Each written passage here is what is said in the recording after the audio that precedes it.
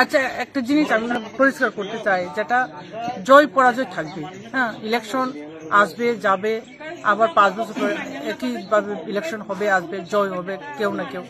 কিন্তু পরাজিত হয়েছে বলে সেভাবে লুট করা, সেটাকে আমি দিন ডাকাত থেকে তো আরো বেশি আতঙ্ক, সেটাকে আমি ডাকাত হিসেবে আমি চিহ্নিত করতে আমি চাই।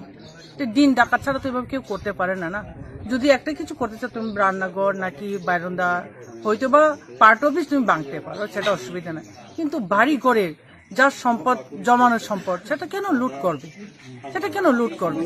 আর আজকে 12 তারিখ হয়ে গেল, এখন পর্যন্ত কেউ অ্যারেস্ট হয়নি। ওইটা আমার সবচেয়ে অবাক হওয়ার বিষয়।